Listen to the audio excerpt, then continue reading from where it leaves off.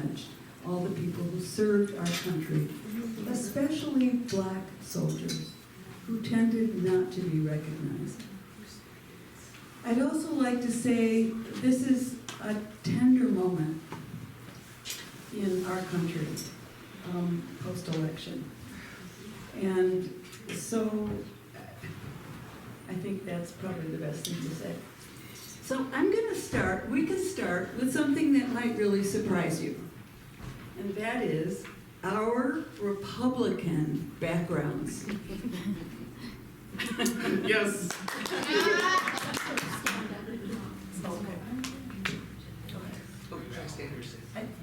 Do he needs to stand? Okay. I think that's better. Okay. Hi everyone. My name is Taylor Stewart, and as Tamsin just mentioned, I have a unique place in doing this racial justice work, in that for the vast majority of my life, racial justice was not a focus in my life. I went to a small Christian white evangelical school, K through 12. Had a graduating class of 21. It's why I believe so heavily in the power of socialization. I was a product of my environment. I will always say I missed out on one of the most important days of my life in 2008 when Barack Obama was elected the first black president of the United States, because had he been old enough, I would have voted for John McCain and Sarah Palin. In 2012, I would have voted for Mitt Romney and Paul Ryan. I graduated high school, registered Republican with the dream of becoming a tough-on-crime prosecutor. And it wasn't until I went to college that I started to think more deeply about why and how I believe the things that I believed. I took a number of philosophy classes that where you get to sort of the foundation of where do your beliefs come from, where do the environments create the way that you see the world. And then, interestingly, talking about what has happened over this last week, one of the things that was particularly impactful for me was when Donald Trump was elected the first time in 2016. And so that for me, started me to ask the question that I'd wondered my whole life of what would I have done had I been around during the civil rights era, and realizing that the answer to that question was, what was I doing right now? And so from that, I decided that I wanted to pursue a career in justice. And so I've told people that has been one of my semblances of hope over this last week, is that in the same way 2016 was a seminal experience for me in becoming more involved in justice work, that I know that this 2024 election will play a similar role in the lives of young people today. And so one of the things that I've been telling people in the last week is to really invest in our young people. For so many of them, this is their first large life event that causes them to really reflect on the history of the United States. And so I think that it is especially important for us to invest in creating that seminal experience for them, to be able to develop the fire that they feel right now, to add kindling, to help allow that fire to grow. And so I hope that each of us, for the young people in our lives, that we can invest them in some capacity. So I, too, had a Republican father, and my grandmother said, "You didn't vote Democratic." But you changed, and I changed. What changed you? So one thing that I tell people is, are we able to? Yeah, that would be good. Yeah, because then That would be great. we're being filmed, so that's easy. One thing I tell people is that in doing this work, I don't try to get people to see new values, but to see the values they already have in a new way. And so for me, I'd always cared about the topic of justice, but what changed was my understanding of injustice. So, for instance, when I was a junior in college, I gave a speech at one of my classes that was all in favor of the death penalty. Because in my mind at that time, that was sort of the tip of the spear of justice that equated to how we deal with harm. But now I actually help lead the effort to end the death penalty in Oregon, because what changed was my understanding of the system and that this system was actually so unjust that it was incapable of producing justice. And so that I think that for doing any sort of this work similar to what the event that we have tomorrow, part about building that common ground is knowing that, so if I'm talking to someone now who is in favor of the death penalty, we can get to a place of common ground where I say, I know that you care about justice. And if we can start at that point, we can then have a conversation about sort of the surrounding elements, and hopefully, with the context of the death penalty, that we can get them to see that this is actually an unjust system as opposed to an application of justice. And you've talked about how powerful going to the Equal Justice Initiative in Montgomery, Alabama was for you. We have the movie Just Mercy in our library. It's out right now. But I, too, had a background, so maybe you could talk about how powerful that was, but I, too, had a background in Montgomery, Alabama that changed my life. And that was, my mother invited me to walk, not from Selma, Alabama, but from the outskirts of Montgomery, Alabama in 1965. And we did. And that changed everything. And then I went on to work for the NAACP and the Urban League, et cetera. That was my powerful moment. And yours was. Yeah, I think there's something special about place-based encounters with history. I, unfortunately, did not get to have that same first-hand experience of the amazing things that were happening, so I got to learn about it secondhand many years later. So after I graduated college in 2018, I went with my alma mater, the University of Portland, to a civil rights trip to Alabama, Mississippi, and Arkansas. And when we were in Alabama, one of the most important parts of my story was visiting the Equal Justice Initiative's 2 museums. The Legacy Museum, which chronicled the link between slavery and mass incarceration with the belief that slavery didn't end in 1865, it just evolved. This museum helped teach me the way that systems of oppression very rarely end so much as they evolve. And then the second museum was the National Memorial for Peace and Justice, a memorial to the thousands of African American lynching victims in the United States. The Equal Justice Initiative had documented nearly 6,500 lynchings of African Americans between the years of 1865 to 1950. And when you enter the National Memorial for Peace and Justice, you're met with these 6-foot-high pillars that have the name of the state, the name of the county, and then the names of everyone who was lynched in that county. And I had always known about lynching in the abstract, but to actually read the names of people who were lynched in this country made this history personal, especially seeing names with the last name Stewart, knowing that simply time and place separated me from the names on that pillar. I've lived in Oregon my entire life, and I couldn't believe that I had to go all the way to Montgomery, Alabama, just to learn that there had been at least one widely documented lynching of an African American here in Oregon. And so in conjunction with the National Memorial for Peace and Justice, the Equal Justice Initiative also started what was called the Community Remembrance Project. The Community Remembrance Project aims to work in the communities where the lynchings of African Americans took place to find healing and reconciliation through a sober reflection on history. And so, having been so awestruck that I had to go across the country to learn about this history, I wanted to, when I got back to Oregon, to share that history with others. And luckily, there was an interest form online at the Legacy Museum about getting involved with the Community Remembrance Project. And I would love to say that when I first saw that interest form, I was immediately like, sign me up, how can I help? But in reality, I was too nervous to fill out the interest form. After all, I was a recent college grad with 0 relevant experience, and I ultimately figured to myself, who am I to really think that I could be of any help? So I decided that I wasn't going to fill out the interest form. But thankfully, 2 encounters from the rest of my trip inspired me to change my mind. The first being a quote from John Lewis, longtime civil rights icon and congressman from Georgia, who asked, "If not us, then who? If not now, then when?" It was one of those experiences. I don't remember where I was when I first read that quote, but I remember getting that feeling in my stomach where I was like, I think you might be talking to me. You're like, okay, I'll think about it.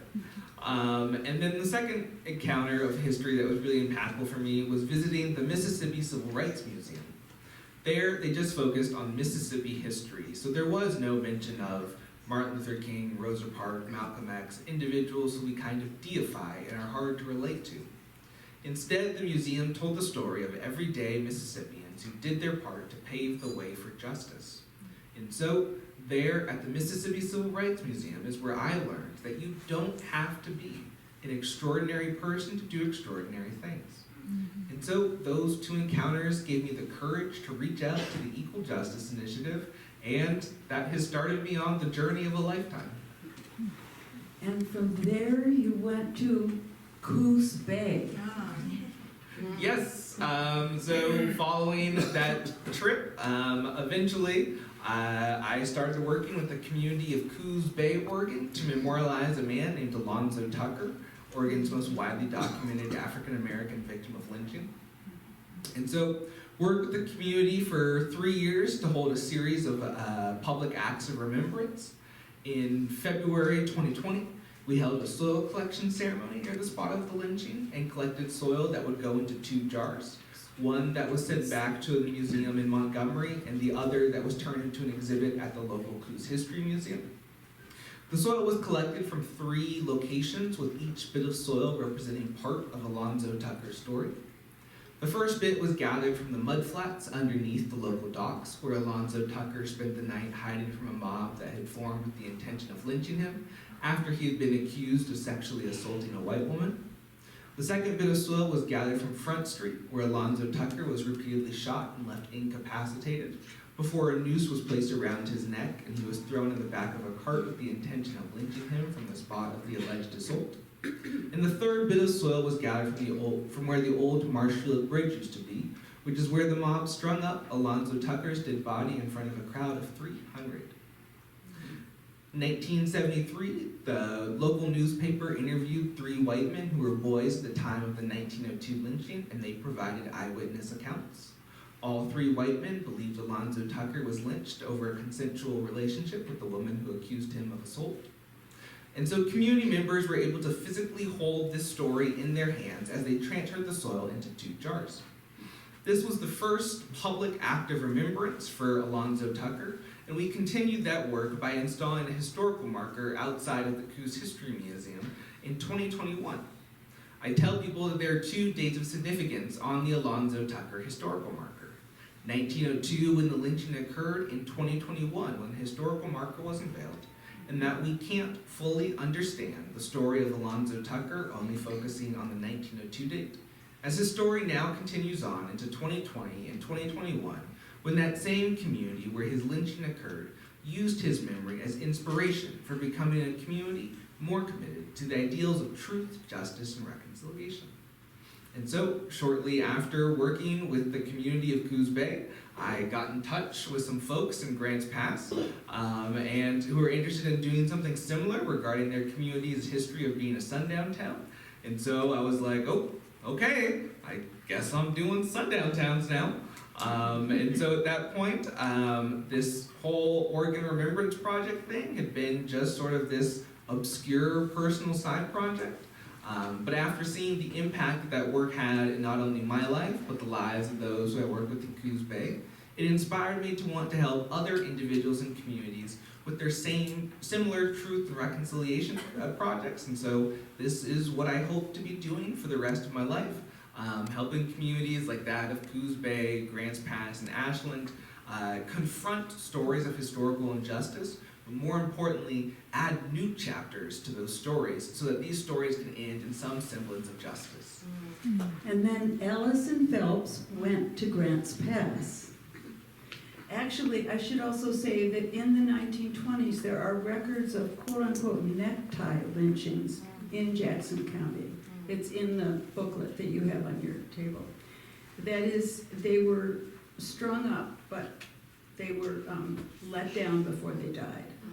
And that was in a period of significant KKK action here in Ashland and in Southern Oregon, and there was even a KKK governor for the state of Oregon. Yeah, speaking of the KKK, one of the ways that I contextualize for people how prevalent the Klan was in Oregon is that at the height of their powers in the early 1920s, the Klan in Oregon of registered Klan members made up 4% of the state population, which today would be the equivalent of twice the number of African Americans. And so you imagine that as you live in Oregon right now, for every African American you see, imagine 2 Klan members next to them, and that's how prevalent the Klan was in Oregon. We had the largest Ku Klux Klan west of the Mississippi, and so this history of racial exclusion, racial hostility, really does have a deep foundation in our communities in Oregon. And before we get to Ashland, you've also been to Pendleton and La Grande. Yes, so we actually, with our work around sundown towns, the Sunrise Project, we actually just expanded to La Grande and Pendleton earlier last month. And so I was out there, we partnered with the Oregon Black Pioneers, Oregon's caretakers of Black history here in the state. And so we did a presentation as well as set up 2 traveling exhibits. And it was a really good experience to get to know a new part of the state. I've been traveling to Southern Oregon for about 6.5 years now. And so it's been a good opportunity for me to get to know another portion of the state. And so one thing that is sort of unique to our work in Eastern Oregon is that our work around creating some semblance of, or a deeper sense of belonging for people of color doesn't exist in a vacuum apart from these whole communities who feel like they don't belong in Oregon.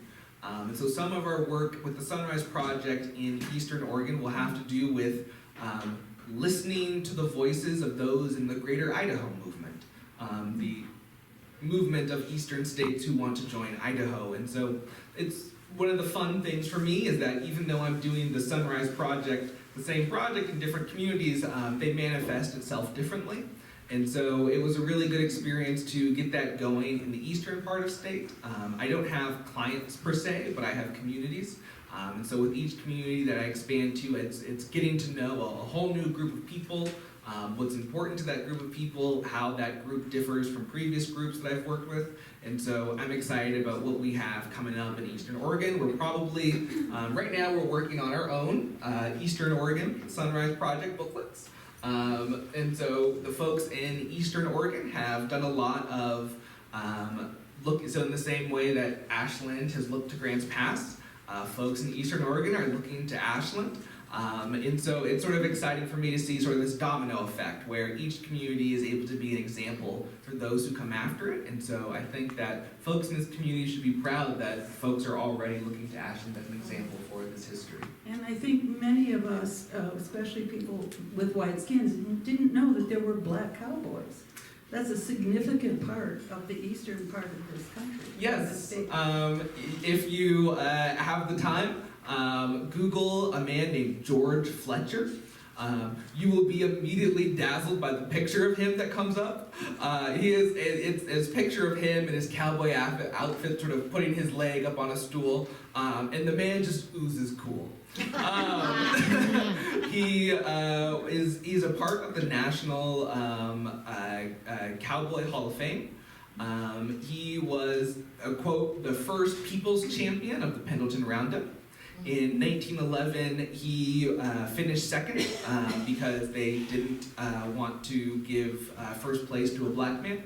And the folks in the crowd were actually so upset that he didn't win that they started to sort of tear up the arena. And so he's known as the first people's champion of the Pendleton Roundup. And that was one of the fun things for me going out to Eastern Oregon, listening to the Oregon Black Pioneers, was to learn about, yes, Oregon is predominantly white, but that doesn't mean there isn't a deep history to people of color in our state. And so we did an event with the Oregon Black Pioneers earlier this year for Southern Oregon, and I'm sure we will keep doing events with them in the future. Perhaps we will do some of the traveling exhibits as well. But for me, it was just a really good reminder that just because Oregon is predominantly white doesn't mean that there isn't still a rich history and culture and legacy to people of color in Oregon. So we really appreciated your coming from Portland, where you're based, to Ashland to launch the Ashland Sunrise Project. And Oregon Black Pioneers, excuse me, was one of the first organizations. And so we've done events at Carpenter Hall, part of OSF. And Mariah Rocker came. It's a brilliant display. I mean, they have a great website, lots of educational material. And then we also did an event with Micah Blacklight and Cassie Preskinis. Cassie videoed people in the Black community here and what they wanted in the way of a permanent memorial, especially recognizing the Black lives that have been lost. Yeah, we've had a number of great conversations so far through the Sunrise Project Speaker Series. We've talked about Oregon Black history, the how do you create a deeper sense of belonging for communities of color. We've talked about the legacy of Oregon's Black exclusionary laws, and part of our sort of idea is that a Sunrise community is responsive to the needs of that community. And so tomorrow we're having this conversation, building post-election common ground. We've had that event planned for months, and it's sort of, after this last week, you're like, okay, we're really doing that. Any of the sort of planning we had kind of goes out the window once you sort of like are into the new cultural, social climate of our communities. And so I'm really excited about what we have tomorrow and this sort of legacy of events that we've held here in the community to really get these conversations going. One thing that we're looking forward to as we continue planning these events is to really have these events be launching points for conversations in the community. And so with our event tomorrow, we are also looking at hosting an event on January 17th as part of Martin Luther King Day weekend, to be sort of that, all right, we just talked about building post-election common ground. 2 months later, how have we done?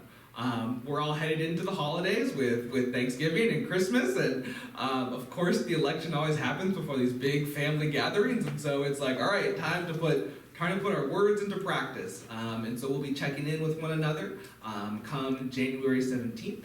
And then sort of as we continue to look forward, one of the sort of kind of cool things actually is that Martin Luther King Day and Juneteenth are about exactly 6 months apart from one another.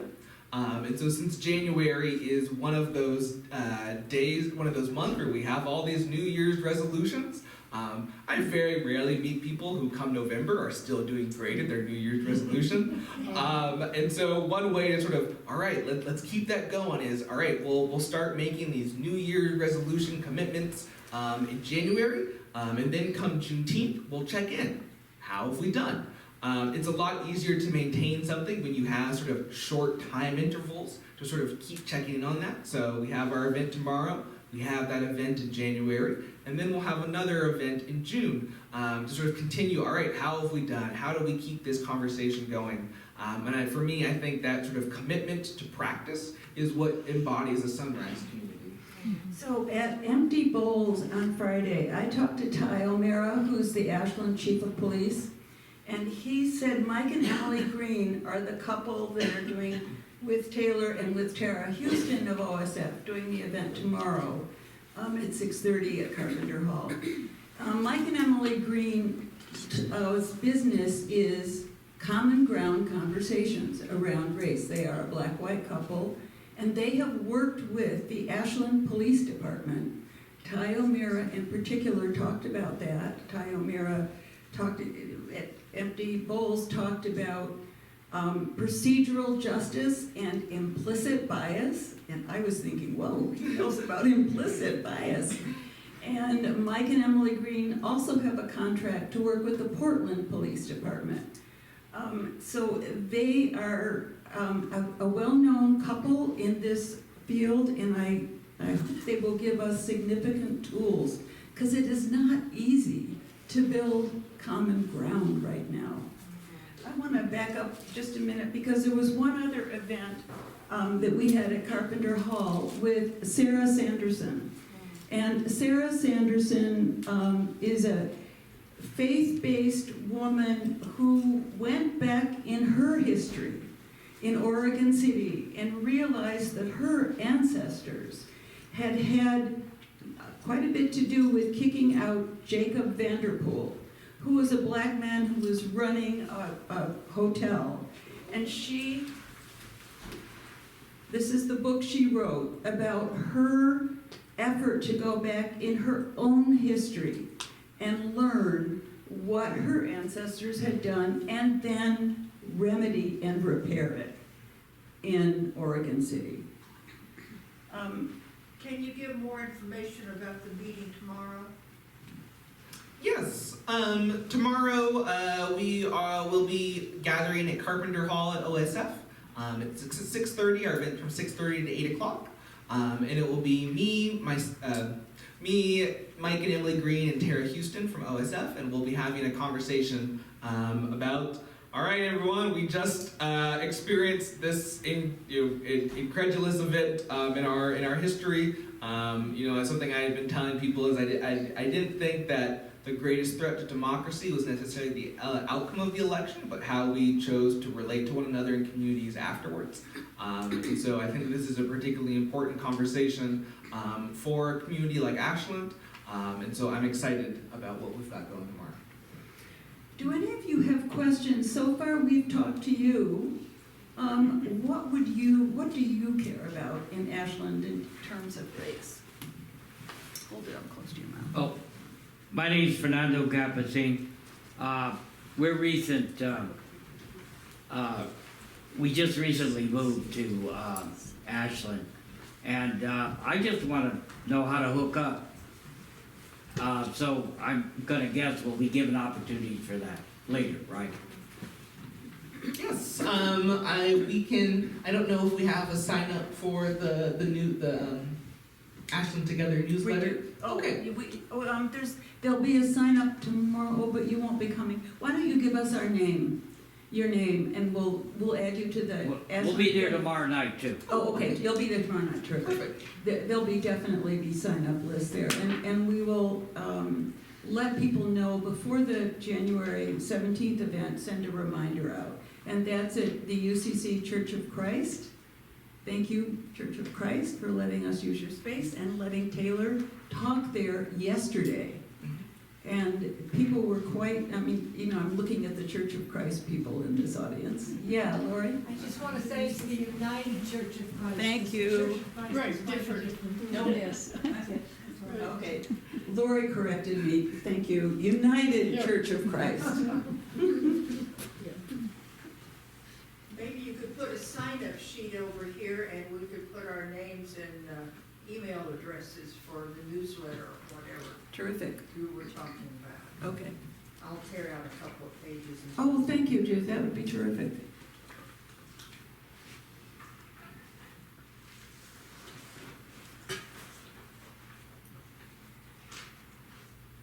Tamsin, I'll just say something. Once again, I'm so happy to see all of you. You know, many of us are transports here to Oregon from other areas, particularly some with more diversity. And it was a real reality call when some years back, one of our actors at the OSF was verbally threatened. And many of us said, what? In our town? How is that possible?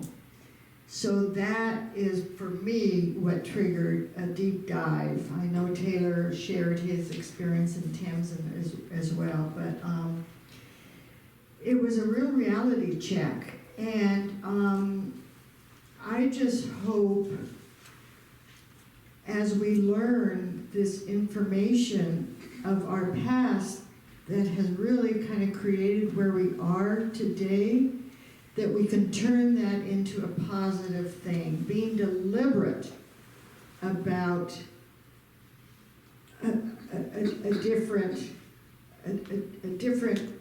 reality. I don't know what that means to folks, but I just wanted to share with you my personal journey with all of this.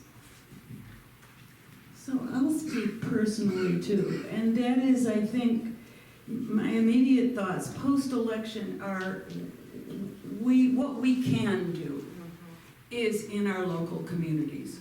What we can do is help build a strong, diverse, welcoming community. What we can do is help work with people who are fearful of change, who are concerned about increasing people of color coming to this community, which will happen. We can talk to people and help allay their fears and see that this future is not a zero-sum game where one person loses at the expense of another, which will happen. We can talk to people and help allay their fears and see that this future is not a zero-sum game where one person loses at the expense of another person wins at the expense of another. We all gain by having a welcoming community. Yeah, I think that so much of what we're doing through the Sunrise Project is creating an additional narrative for people of color in the community, that this is a space where they belong, this is a space where they're valued, this is a space where we believe they can thrive. Because there are certainly narratives that would go to the opposite. This is my, I think, 4th or 5th time I've been to Ashland, and so I've had time in the community to get to know folks, to get to build up that narrative of there are folks in the community who want this to be a space of belonging, which is important because that doesn't mean that you will not you will not have interactions that are an opposite narrative. Just yesterday, I was shopping at a store when 2 Latina women came up to me and said that they were leaving because the same white store clerk who had been following them around the store had also been following me around the store too. And so, which was wild to me because I was like, I'm literally carrying shopping bags right now. Like, obviously, I'm here to spend money. And so with them, I just walked out and, that would have been a much different experience had that happened to me the very first time I had come to Ashland. Where when you have those encounters, that carries a big weight, and so you need some counter narrative to balance out what had just happened. And so if we hold more events, we create this feeling of belonging, we're not going to completely get rid of those kinds of encounters happening to people of color, hopefully on a more sort of 10, 20, 30-year timeline. But right now, what we want to create is for people to have that happen and then think of that as an aberration to the predominant narrative in the community. And so that's why we really want to build up this narrative that this is a place where people belong, so that when those events inevitably come, they can be thought of as an aberration as opposed to a true indication of the community's character. And so I am excited about what we have coming up for 2025. This was our first year in the saddle of doing the Sunrise Project in Ashland, and it's been really cool to see the ways that this sort of historical reconciliation work makes impacts in communities. For me, one of the coolest things has been to see the way that this work continued to make an impact in the community of Coos Bay. When we did the Alonzo Tucker Historical Marker, it was a part of Coos Bay's first ever Juneteenth celebration. And one cool thing has been the ways that the community has continued to celebrate Juneteenth ever since. And so, believe it or not, I say with a pretty good deal of confidence that Coos Bay now has the largest Juneteenth event per capita in the state of Oregon. Coos Bay. Yeah, Coos Bay. And so for me, that is one of the things that I think happens in communities who do this work, is that you can build up those alternative narratives, that this is a place where people of color belong, and to have, of course there's Juneteenth, and of course the local community college flies the Juneteenth flag. Oh, of course we put up things for Juneteenth. To make that just be ordinary in a community, especially a small rural coastal community here in the state, is one of the things that has me really encouraged. And so, I've been working with Grants Pass for about 3 years now, and to see the development of this work in that space too has been an encouragement. And so for me, it's been, we haven't even gotten to the year mark of doing our first event in Ashland, and just to sort of reflect on all of the things that we've done. I really am quite proud of not only the folks in the Ashland Sunrise Project, but the folks in the community have showed up to be a part of this work. And so I'm really excited and encouraged. I think we've got a great foundation that I'm excited to build off for years to come. When John Tyler and I did for 3 years an anti-racism group at Mountain Meadows, one of the things you all asked us frequently was, how do we interrupt racism when we hear it or see it? What do we do as white people to interrupt in a social setting or in any other setting? And we worked a bit on that, what some techniques might be to not just find common ground, but if you hear, it might even be well-intentioned, but unknowingly racist.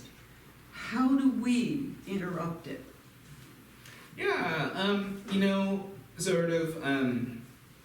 people often ask me, how do you deal with resistance in communities? Given that uncovering stories of historical injustice is not a typical or particularly well-received phenomenon here in the United States. And it sounds a little self-explanatory, but the way that I deal with resistance is to try and prevent it from happening in the first place. And so, for instance, I've learned how to talk about this work with folks that is able to absolve that initial resistance feeling.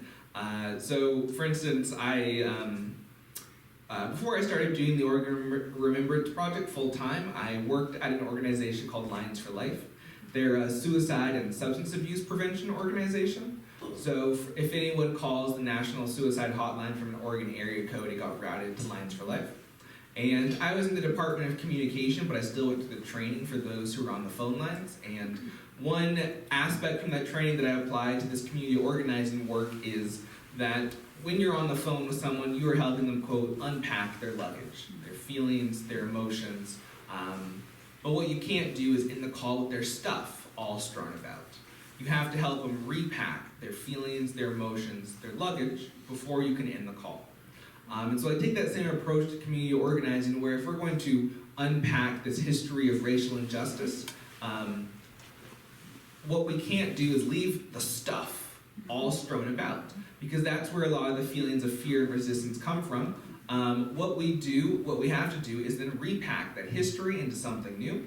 So in the case of sundown towns, we are unpacking this history of racial exclusivity, but then we're also repacking that history into something new, that's vision of a sunrise community.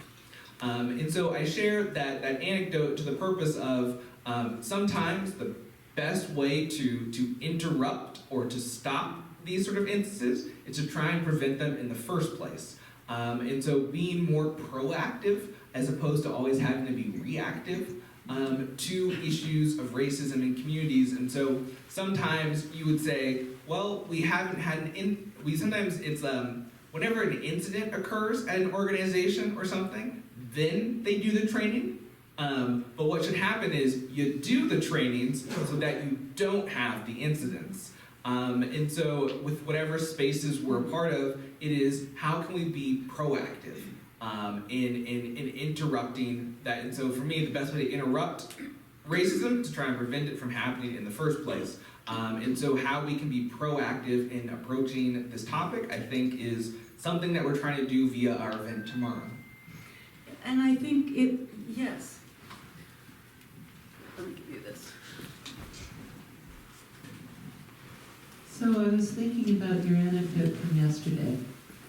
And suppose one of us had been in the store and had observed that employee following you and the other two women around.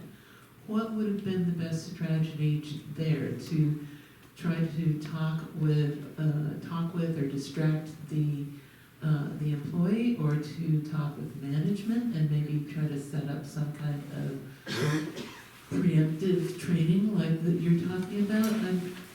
I can see how seeing something like that would paralyze people at the moment, and then they would spend the rest of the day and the week and the month saying, if only I had, or what should I have done, or something like that.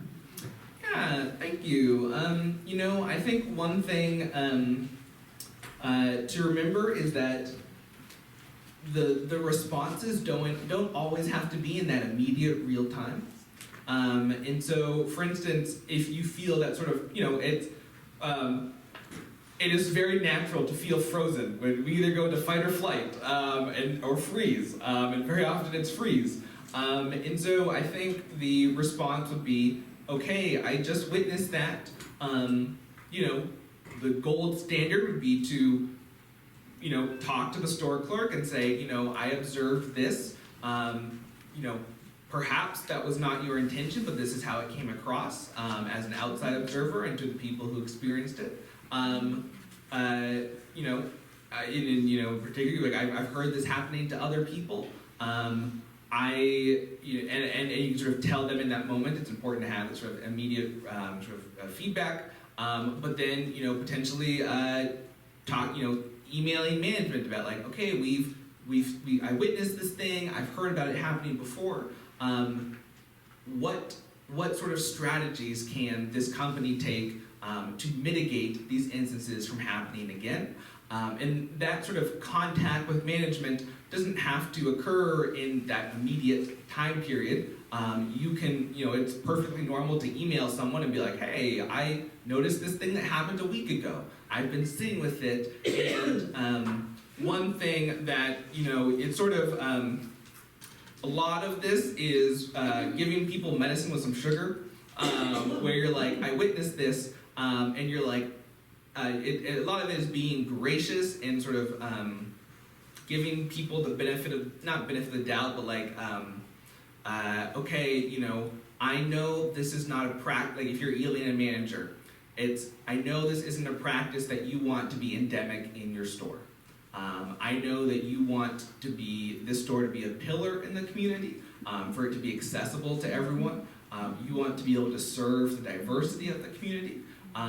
But in order to do those things that I know you want to do, here's potentially some strategies to be able to do that thing that you want better. It's kind of like that, as I talked at the very start about not getting people to see new values, but to see the values they already have in a new way. And so it's, I know that you want to serve your customers. Here, if that's the common ground that you want to serve your customers, how do I help you be able to do that better? Has been sort of the way with which I think this is able to sort of be latched onto. And so that would be my sort of suggestion, and not feeling like, I didn't react in the moment, like the gold standard. That doesn't mean that you can't do something down the road. And so giving yourself the permission to be like, okay, freezing is a very normal human reaction, but I can still do something. Thank you for your question. Yeah, are there other questions? Donna? Just a quick one. We had a very attractive black girl. Black girl in the dining room. She was rather quiet, but I went up to her with what I thought was good spirit or something, was really genuine. And I touched her hair. I said, I love your hair. I wish I could do that. Well, I was really true. So those kinds of things really interfere with your hesitation to somehow greet someone maybe very different. I don't know, others may have had the same experience. I think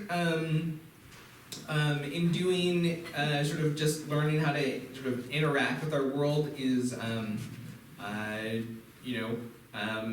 picking up on cues, getting feedback, and so one thing that Black people do talk about constantly is this. Lots of people want to touch our hair. That was an experience of mine in grade school, and one of the reasons why people don't like it is very rarely do white people go up and touch other white people's hair, and it almost gives off sort of like a petting zoo vibe, and so it's one of those things where you're like, oh, okay, I have heard from my Black neighbors that this, despite my well intention, is not being well received. How can I then help educate other people so that they don't make the same mistake? And so, as you know, in life, in relationships, smart people make mistakes. But what makes them smart people is they don't make the same mistakes twice. And also, those same smart people help other people not make their same mistakes. And so, with any sort of things like that, it's okay. I learned.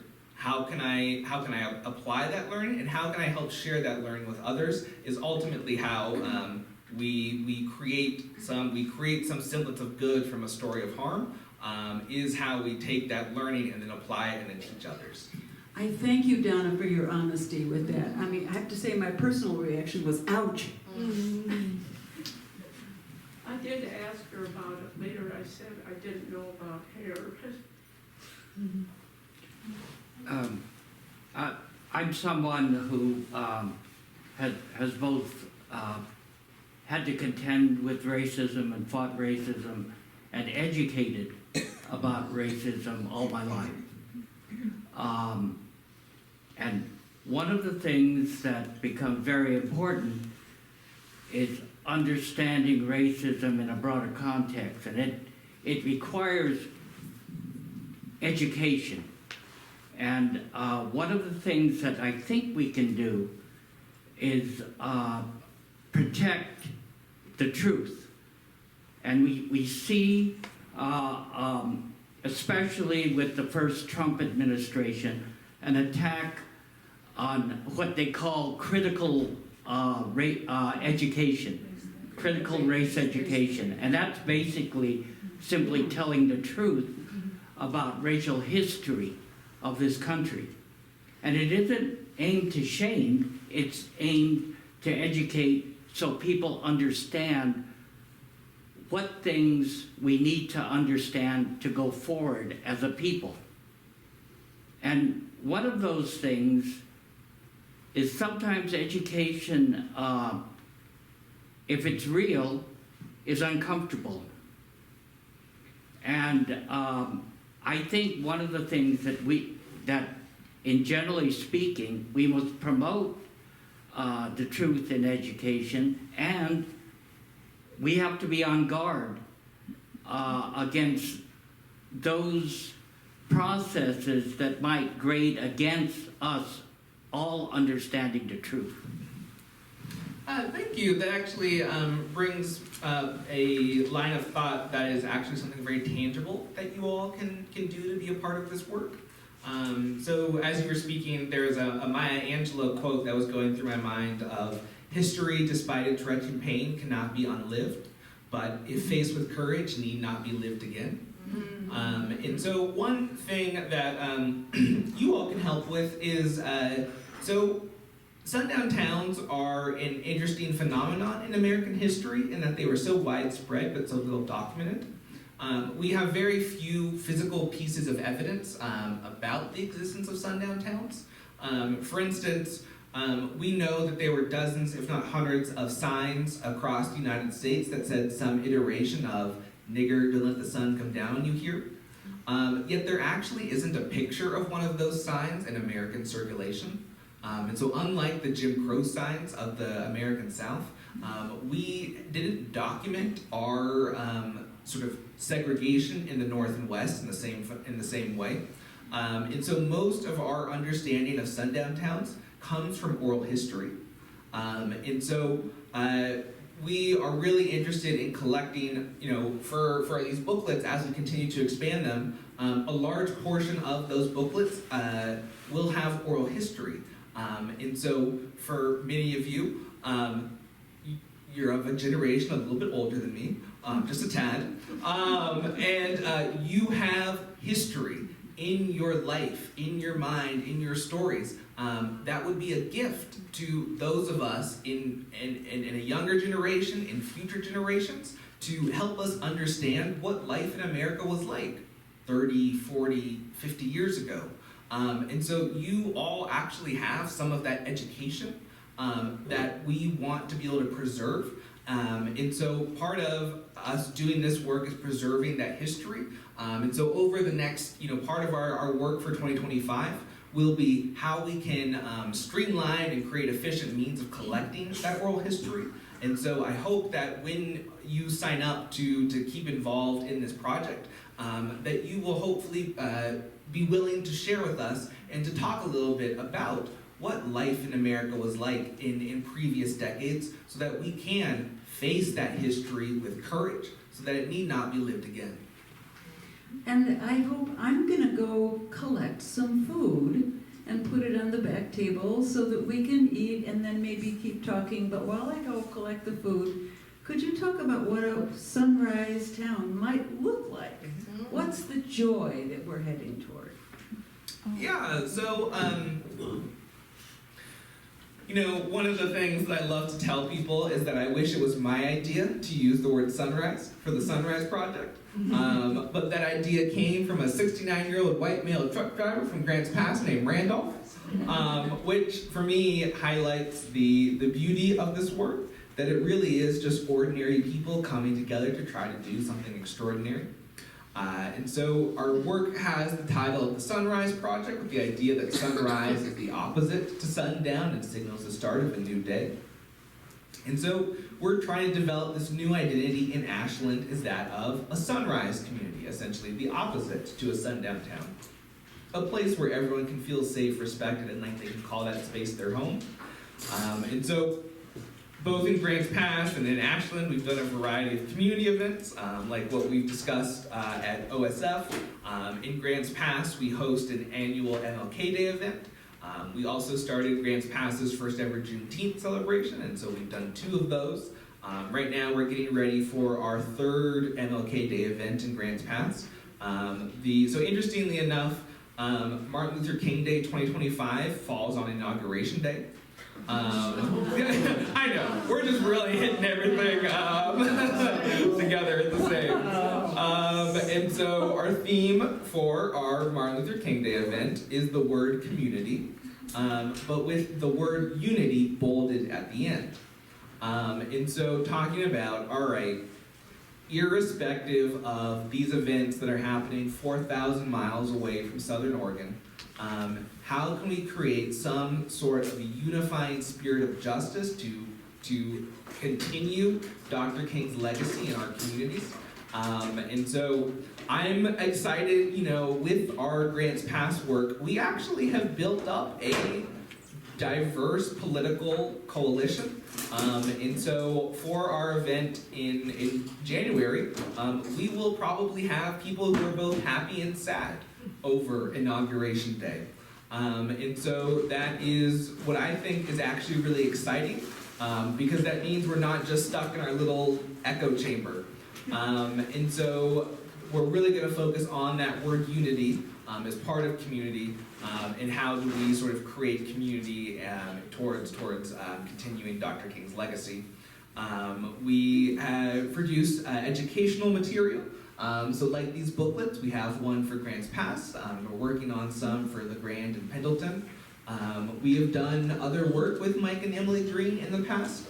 We, in Grants Pass, had them do a training for a group of churches. And they were, churches of all sort of a conservative background.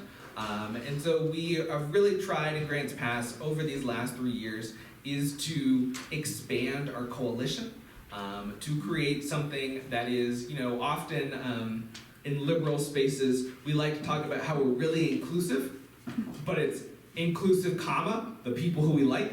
And so how do we truly embody that value? And that involves sort of bringing in people of different backgrounds from us. And that means people of different backgrounds, even when that different background may be hard, as with something like political identity.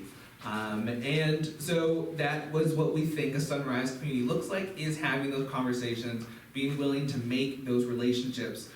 For me, what a sort of it's so much of this sort of building common ground is easier said than done. And so for me, what I've been trying to practice and thinking about is, okay, the family members in my life, both near and extended, who I know voted for Trump, how can I, rather than being like, well, don't have to see you at Thanksgiving, being like, all right, okay, my tools in this fight are kindness, grace, and compassion.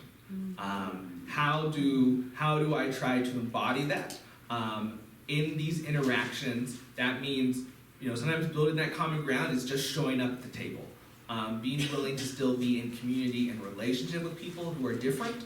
I think is ultimately how we create that Sunrise community. And so for those of us who are disappointed with the election results, most likely we know people who are happy with it. How do we resist that immediate urge of, all right, I'm just purging everyone in my life who is not the same as me?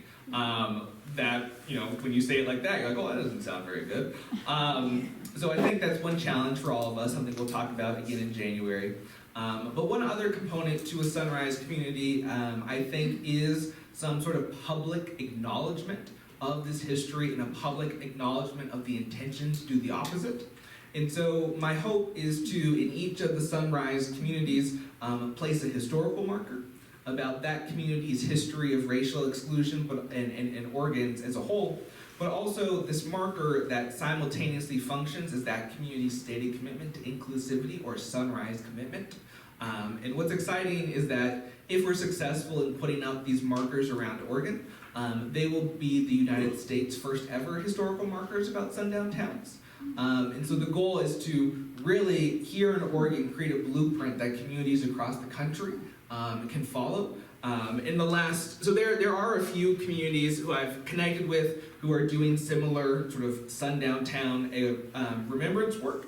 But for the first time recently, I actually connected with another group who has sort of a similar name. They're in Kentucky, and they're called the Sun Up Initiative. And so there are already folks out there who are thinking about this work, and I'm excited to continually partner with them, but also to figure out how collectively we can create this blueprint that other communities can adapt across the country. Thank you. There's food in back, so what you can do, if you want, is reach out, as Taylor said, especially to 51% of Jackson County voted for Trump. So you can reach out to people for whom it's a stretch for you and help them understand the joy of a Sunrise town. We can keep talking, and once you get some food, we can sit and talk and you can ask questions. Because I'd love to know if you at Mountain Meadows or any of you who are visiting, thank you for coming, want to follow up just here with some of this work as well. Yeah, Terry? A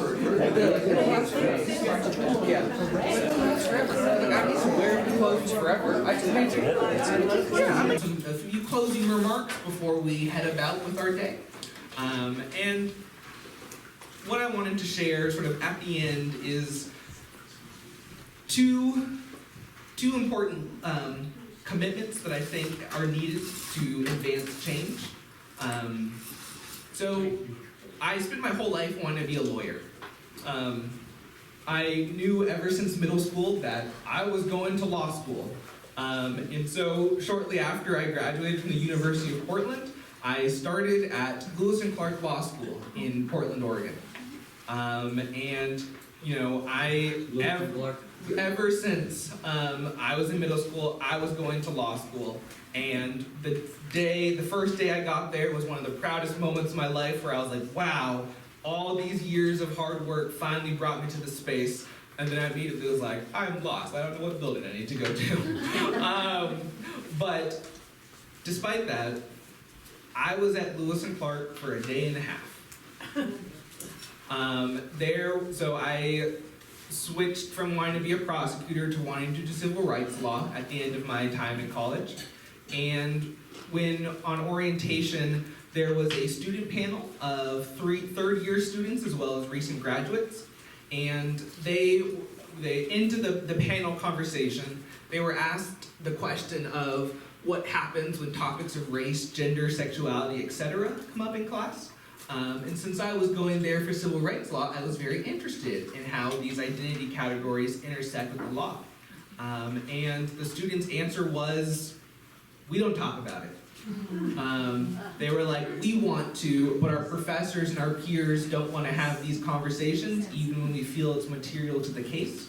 They were like, you can pursue those topics outside of class, but when it comes in student groups, but when it comes to in-class discussion, not so much.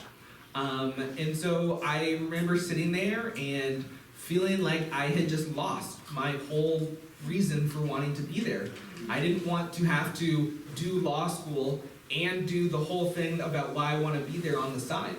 And I had this sort of feeling of seeing these students frustrated from seemingly banging their head up against a wall for 3 years, that I was like, I don't want to be you in 3 years.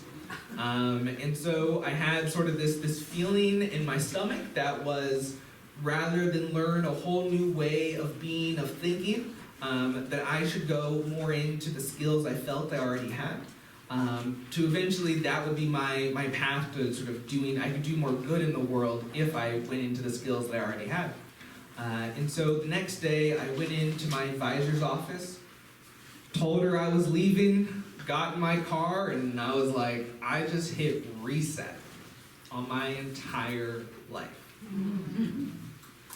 That's story number one. Story number two is, so I've been doing the Oregon Remembrance Project for 6.5 years now, but I've only been fundraising for the last year. Previously, people would be like, how are you funded? And I'm like, whatever's in Taylor Stewart's bank account. And so in the last year, I started fundraising, and I thought that doing something that had never been done before would give me a leg up in fundraising. But sometimes it was actually a detriment because the Oregon Remembrance Project didn't fit into Foundation's previously constructed funding priorities. And so there was this string of about November and December of last year where I had just sort of gotten a series of, I've always sort of been good at school, and getting these, what felt like professional rejections of, this isn't something we want to fund. And about, December, January, I think it was January of last year, or I guess this year, I really was feeling like I don't know if this is something I can continue to do. I got married last year, and I was like, I can't be poor and live with my parents anymore, which is what I had been doing. I remember just sort of this sort of sinking, knockdown feeling of, what do I do? Do I go back to school? I went on a PhD program website, and I was like, I don't want to do this. I want to keep doing the Oregon Remembrance Project. And just sort of having to continually persevere, and to realize that when you've been knocked down, you only have one option, and that is to get back up. And so I share those two stories to talk about what I believe are the only two requirements to advancing change in our world. To show courage in the midst of doubt, and to never give up, no matter how many times you've been knocked down.